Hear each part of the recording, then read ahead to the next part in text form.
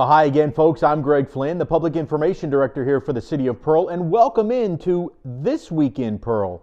On this week's episode, we are stacked with news from the legislature as we're going to go under the dome over at the state capitol and talk to both the House and the Senate. This week, a special guest as Representative Fred Shanks, also with the Rankin County delegation, joins Representative Gene Newman for a very House-specific look at bills coming out of the House side of the legislature. Then we'll flip over to the Senate and talk to our Senator Dean Kirby, the pro tem of the Senate. And really we're focusing on one major issue that's still left on the docket for our legislators, and that's going to be the state income tax. Two very different views on how that should be eliminated or reduced, and you'll hear about it both from the House and the Senate side. We'll also tell you how to stay connected here in the City of Pearl, so stay tuned. This Week in Pearl continues right after this.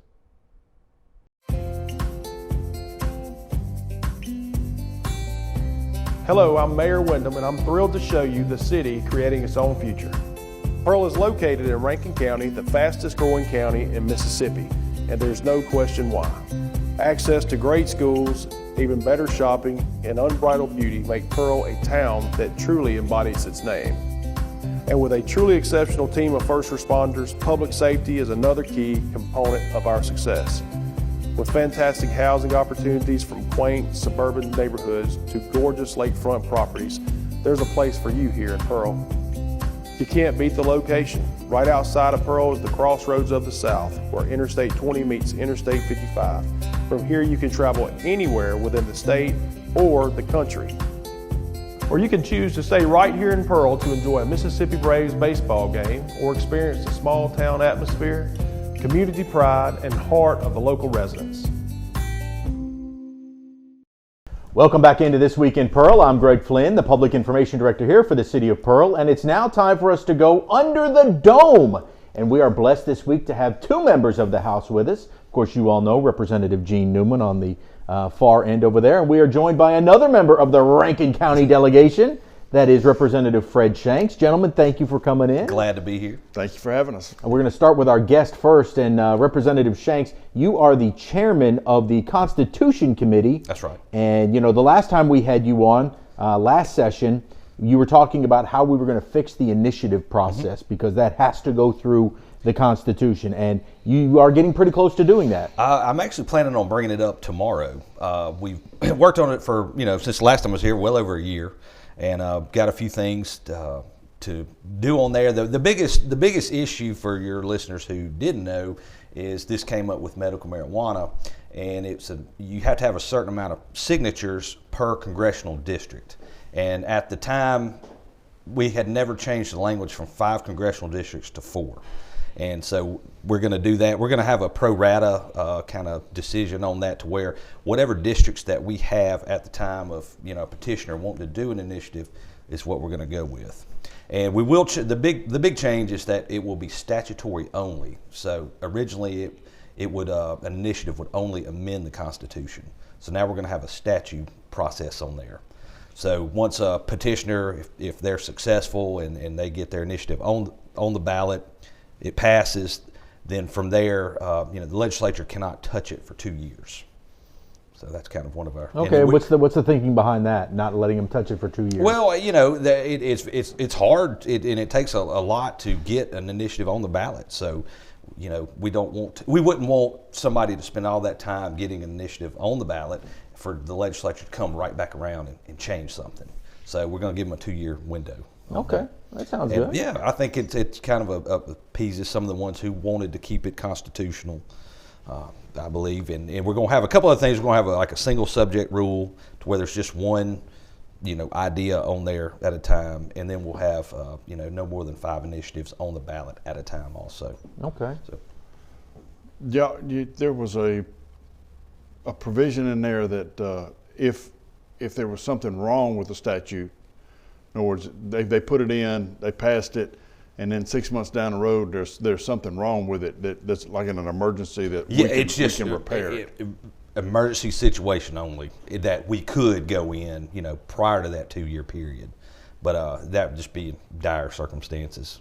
Okay. So. And then they can't go in, they can't can't do anything with PERS. They can't do anything with the, they can't do Yeah. anything with the budget, right? Well, correct. And you know, an initiative cannot do anything that we could not do now. So it's per like kind of our lawmaking abilities in the legislature. Works the same way. You know, so if somebody wants to fire up an initiative for a new state bird or something like that, Absolutely. that's what we're talking Yeah, about. go ahead. Yeah, absolutely. You're not going to get another state flag initiative going. You know, I guess that would be people's right? Yeah, they could do that. They can. That's yeah. And well, that's the other part is, you know, if you're a grassroots organization, and you know nothing's really going to change for you. You know, you just got to get out there and beat the bushes and get your signatures. And luckily this time, because the language will not be so specific, that it's not based on the number of congressional districts that we have at the time, which is now 4. Correct. If we were to jump back up and go to 5, it wouldn't have to be amended once again. Absolutely. That was the thinking behind that. We don't have to, you know, 10 years from now, we don't have to come back and do this again. Okay. So it'll take care of it.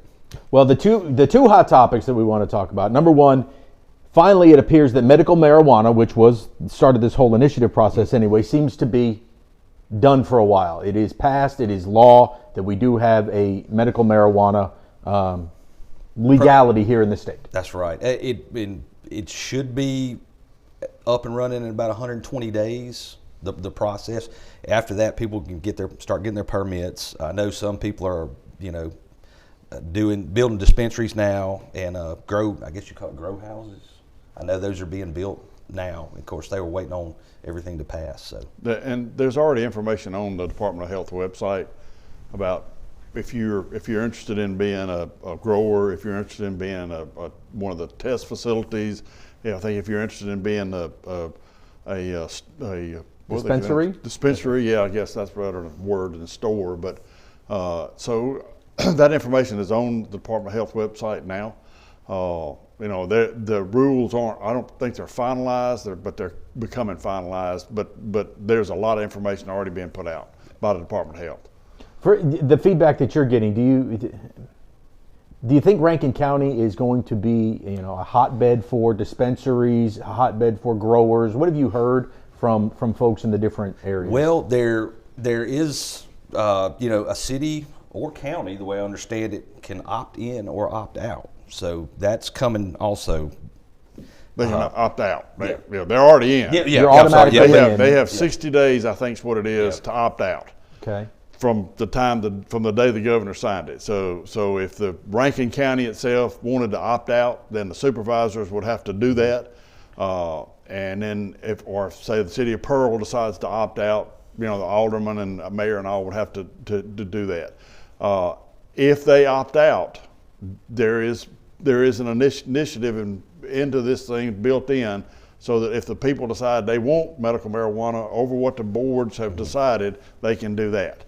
So they can go do an initiative to get the their county or the medical municipality. marijuana. It would be at a local level. Yes. Yes. Okay.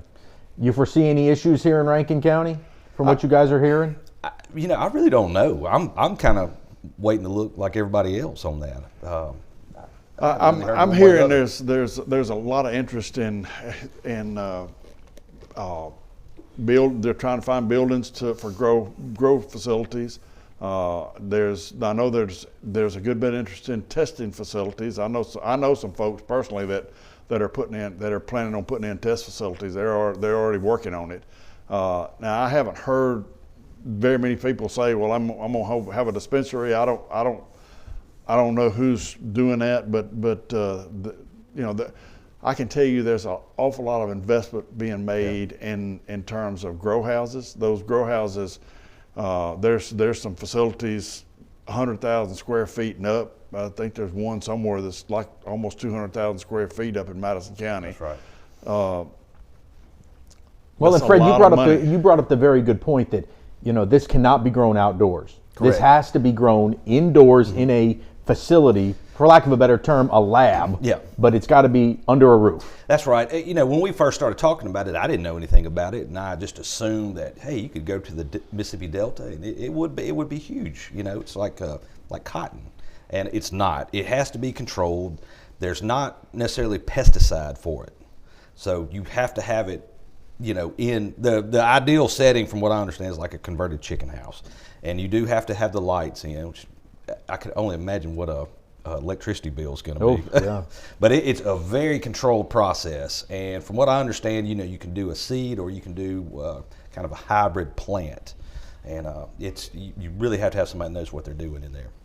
It's going to be gonna be wild. interesting. Yeah. I mean, it's going to be wild as we see how it's plays a whole out. new industry coming in Yeah. within 3 or 4 months, really. So it's going to be neat to sit back and watch. The one thing that we do hope for, and Gene, we've talked about this, is we really do hope that it helps people. I mean, that was the whole point of getting this done, this big fight back and forth, recreational versus medical. We have medical marijuana right now. It's a medical marijuana bill, and we just hope that it helps people, right? That's right. That's the whole purpose of it. That's the reason so many of us was supporting it. I mean, there are a lot of folks who have cancer or glaucoma or whatever that may be, that if this can help them, that's what we want to do with it. That's we want to help them with it. Well, I guess the next big issue that everybody is now gravitating towards that can help everybody is elimination of the state income tax, or reduction of the state income tax, as well as other taxes that the state pulls in. Mm-hmm. This one's going to be tough, isn't it? Well, right now what we have is we've got a House plan, and we've been working on since last year, and then the Senate also has a plan. The House plan, it would cut your car tag in half. It would ultimately it's going to cut the grocery tax in half. And you should see, a married couple should see about $2,600 in their pocket immediately. And then the sales tax would get bumped up just a little bit from 7 to 8.5 right now, to kind of cover some of those costs. And it really could be a transformational issue. I mean, it's big. It certainly is, indeed.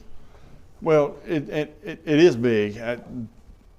I supported it. I signed on to it last year. I signed on to it this year as a co-sponsor. I believe in it. I believe it helps the majority of the people in my district.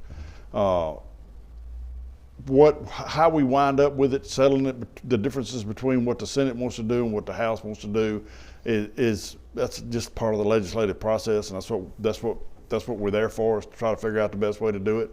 We want to do it the best way so that it gives our citizens their money back, whatever amount that can be. That's what we want to do, but at the same time, we don't want to cut it so bad that we're not able to provide for the Highway Patrol, the Department of Public Safety, the Department of Corrections, for the teachers, for the Department of Education, whatever it may be. We don't want to cut to the point that we cannot do the government services that we're supposed to do. One of the things that I learned a couple of days ago.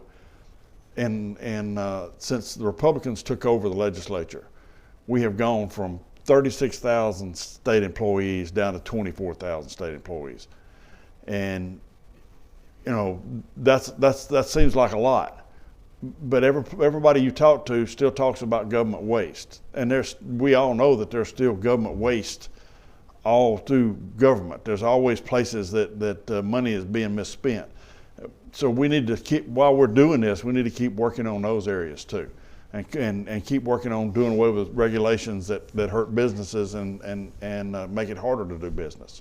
Well, I don't think that we'll be seeing the state income tax decision come down for quite some time. That's clearly going to go either through the session or maybe into another special session. Or do you anticipate that it would be done this year or no? We believe so. It will, but you also have to keep in mind that there's $1.8 billion in ARPA funds that's got to be dealt with. Yep. Our budget itself we have more money in the budget than we're supposed to have.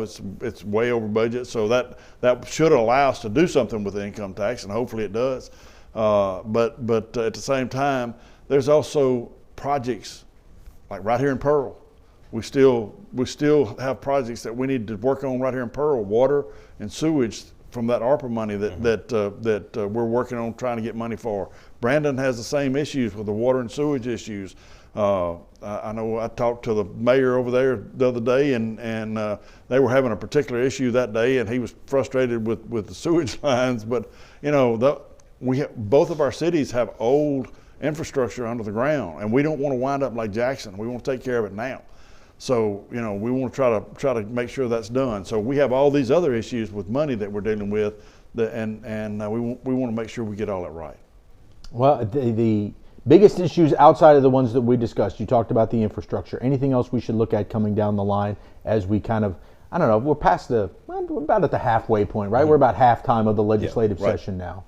Well, first week, I believe in the session on the House side, we passed a big teacher pay raise. The Senate also passed one, so that's another. In fact, the one that we passed, it would actually get teachers over the national average and the average, I guess the southeastern average. So that's a big one that's coming, and of course we'll get with the Senate on that, kind of get things figured out. And then we did do last week we did a 2A, Second Amendment bill. I thought was pretty good. That would essentially supersede anything from the feds if that was to ever be a problem. But that was a lot of interest in that one, and I don't know.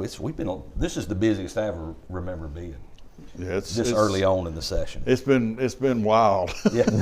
Well, thankfully you've put the congressional redistricting to bed. Yes. It appears that everything's going to, unless the courts jump up, but at least right now, That's it's all going pretty good. Yeah. Yeah, the governor's. That was one of the first things we did. Well, I guess it was the first thing we did because we had to get that done in order for whoever was going to run for Congress to know what district they were in, and so we got that done. The governor signed it. That's in place now. I believe that it's already being challenged in court, but if it's not already been filed, it will be. So.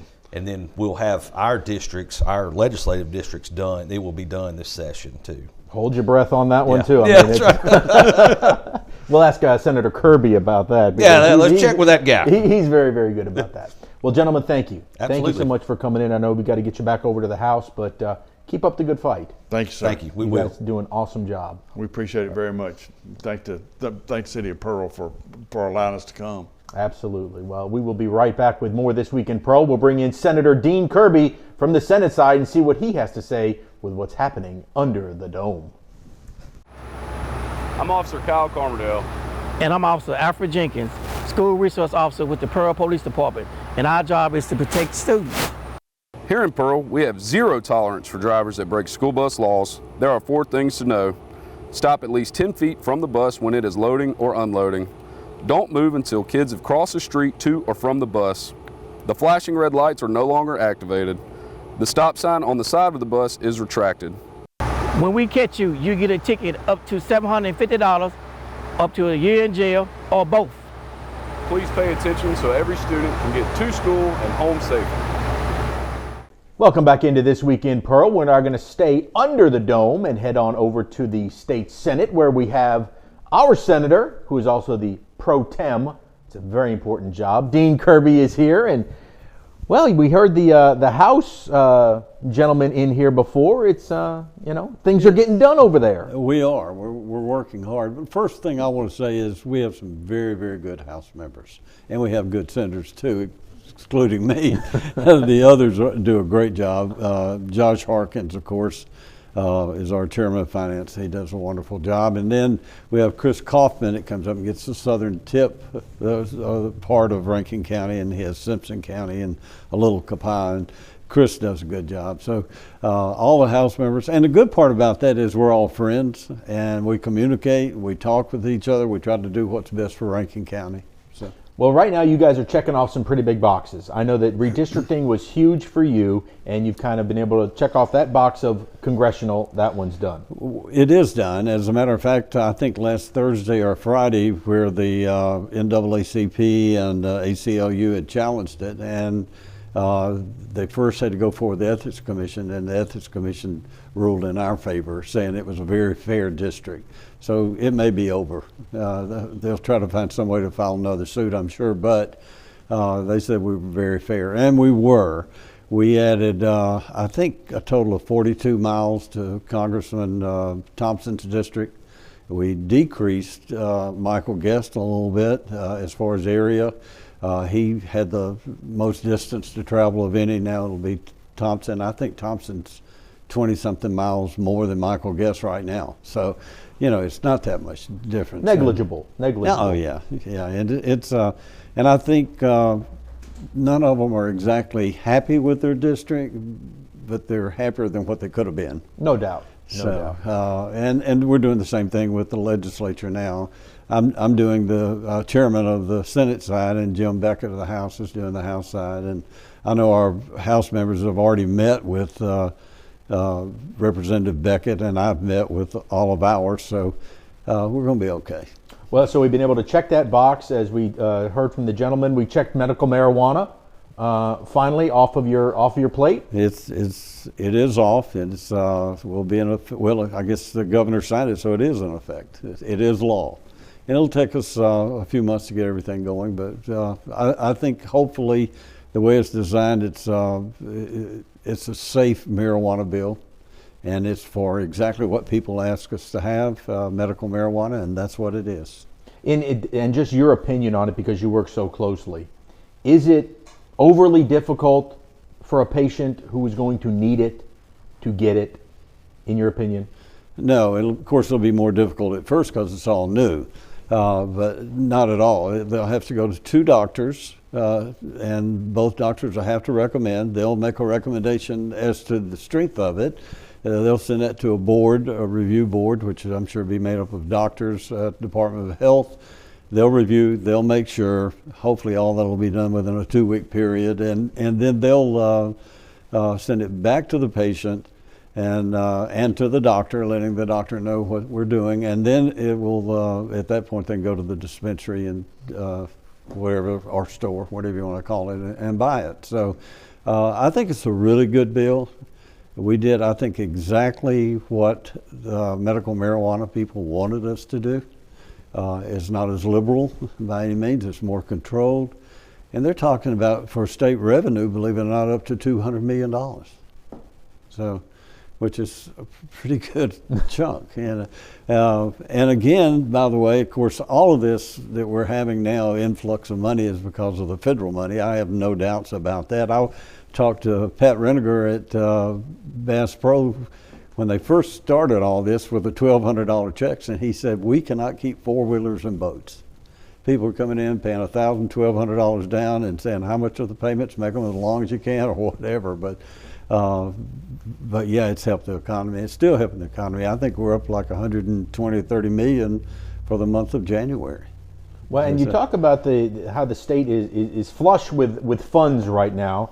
Yes. One of the things that I think is really pushing this next idea is the reduction of the state income tax to give people even more money into their bank accounts. And both sides, the House and the Senate, both have your own versions of reducing or eliminating this tax. Ours is reducing, and so on the income tax we're actually reducing it.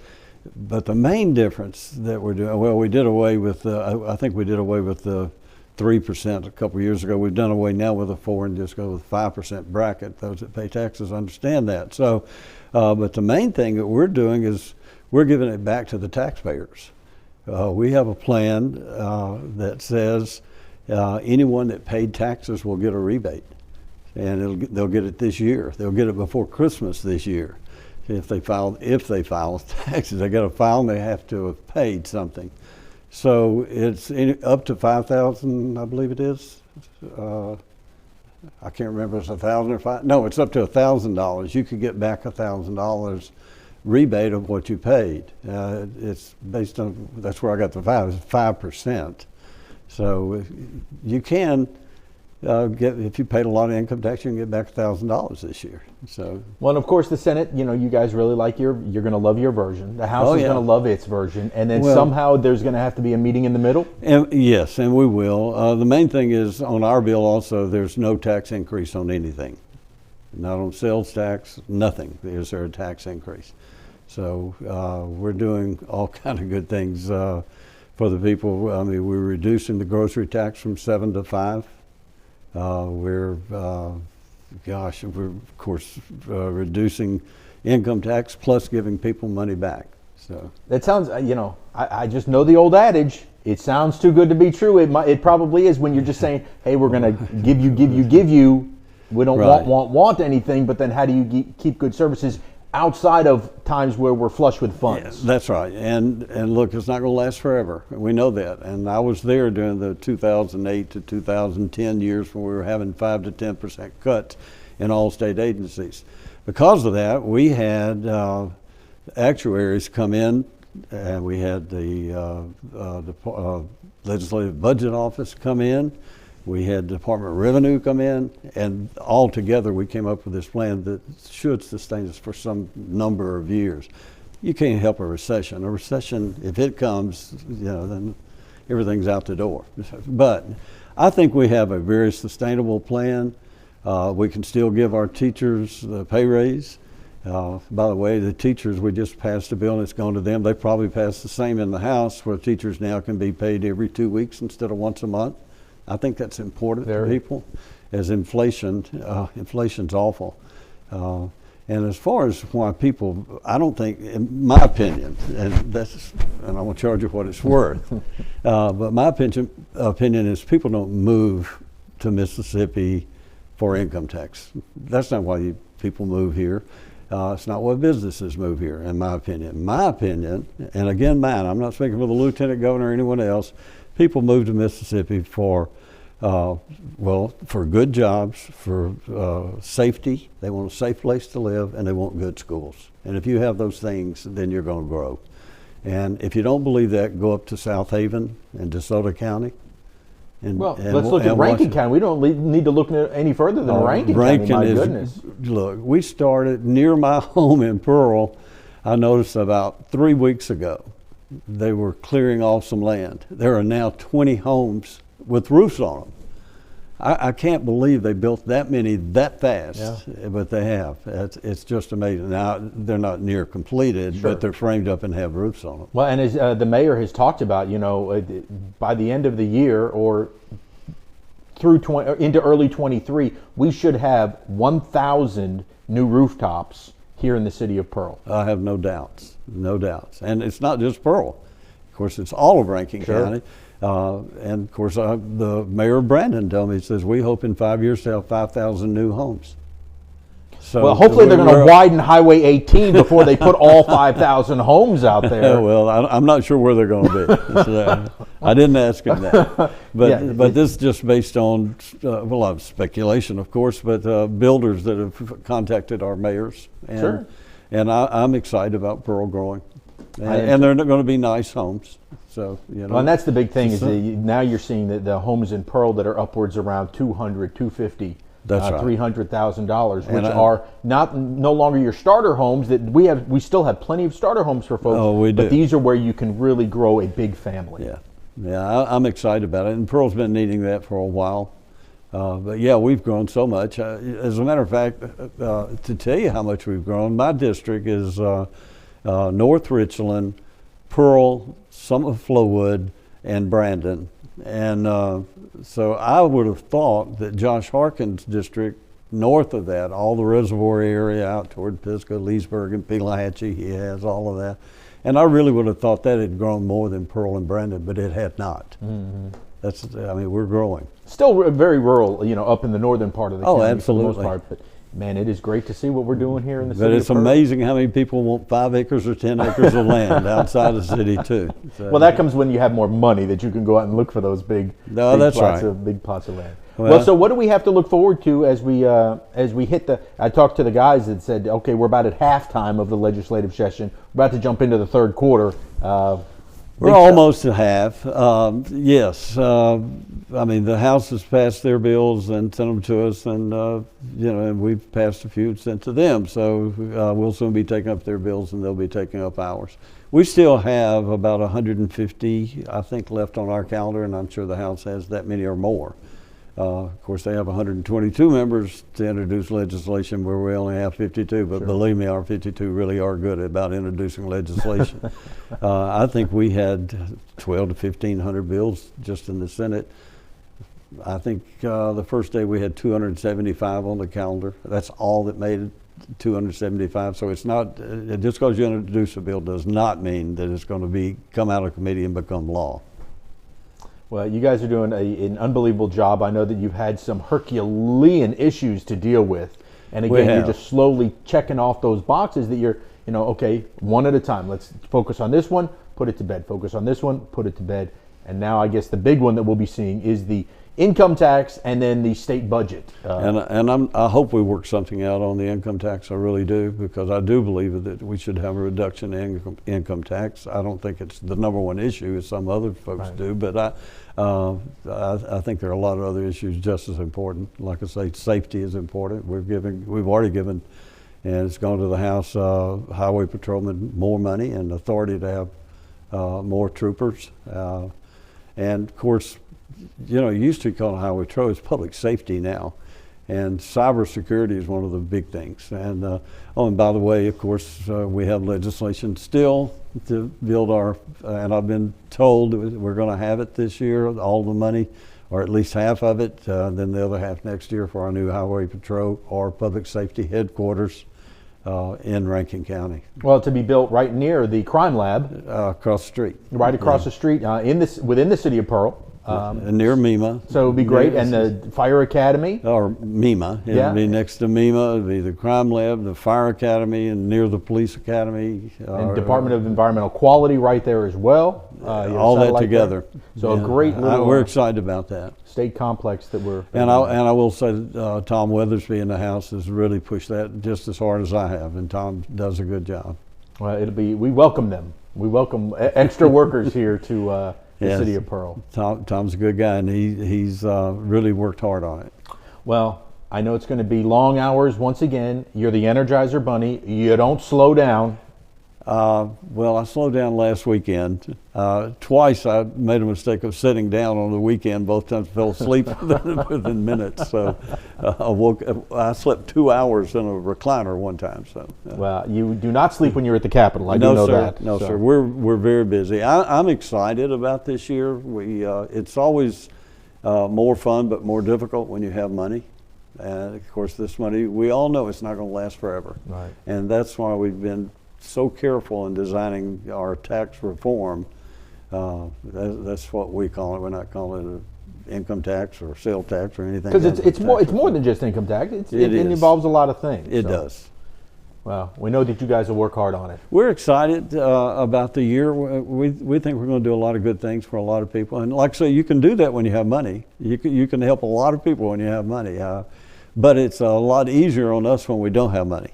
It's a lot easier on us when the agency heads come in and say, if you'll just leave us like we are, instead of we need another $10 million or $20 million. It gets a little difficult then. And, what was so strange, when we first found out we were going to have this like $1.2 billion to spend, and Lieutenant Governor Antaki said, I don't think we can spend $1.2 billion from the federal government. Well, we've got over $8 billion in requests, almost 9 for that 1.2. And many of them shovel-ready projects and that's the key. And we're hoping that Pearl comes out. We've got several shovel-ready projects that we believe are ready to go. We are. We're doing a lot of things for Pearl. Representative Newman's working really hard on it as well. And the overpass over the tracks on the Pearl-Richland Intermodal. That's really important to Pearl. And we need to make sure that they get all the money they need to finish that. That's not only saves time, but it could save lives. And my understanding, as I think I may have said this here before, at one time a train was blocking it, and the ambulance and the fire trucks, and no one else could get there. And so you watch a home burn and hope no one's hurt. Right. So we've got to take care of that, and we are going to take care of that. Well, keep it up. Well, thank you. We've managed to keep our sanity. We'll get out, I guess, hopefully the first week of April, something like that. So, but we've worked really hard, and when I say we, all of us, every senator, every representative, we've all worked hard this year. We hit the ground running the first week. I mean, we haven't slowed up at all. Senator Kirby, thank you for coming in. We'll talk to you again next week. It's always good to be here. I appreciate you and City of Pearl letting us be here. All right. We will be back with more This Week in Pearl right after this. WPBP and PMB TV would like to thank our latest sponsor, Dunkin' Donuts. Dunkin' Donuts is located at 403 Riverwind Drive. With over 32 different types of donuts, they can take care of your breakfast, lunch, and dinner. You can now choose from their menu of sandwiches, wraps, and muffins. And don't forget the drinks. Along with coffee, espressos, and lattes for your morning drive, they also have soft drinks, cold brew coffees, and smoothies. The Pearl Pirates run on Dunkin' Donuts. Well, some very great insight we had into the state legislature, and I would like to thank all of my guests, Representative Shanks, Representative Newman, and Senator Kirby, for taking the time to kind of keep us in the know, in layman's terms, about what's going on over at the state capitol. And we absolutely wish them luck as they try to tackle this income tax elimination or reduction, whichever way you look at it, as the session goes on. Well, we'd like you to stay connected here for the City of Pearl, and you can do that a couple of ways. To receive text alerts on your phone, all you have to do is text the word PEARL to 91896. That's the word PEARL to 91896, and you will receive alerts that we send out directly to your cell phone. You can follow us 24 hours a day, 7 days a week on our social media platforms, Facebook, Instagram, and Twitter, under the name Pearl Government. You can also visit cityofpearl.com for answers to many of your frequently asked questions and find a directory of all of the city departments so that if there is a question that you have, you can either email or call them directly. That is the cityofpearl.com. Well, I'd like to thank you once again for joining us here on This Week in Pearl. Remember, this city is a great place to live, work, and play, which makes us the jewel of the crossroads.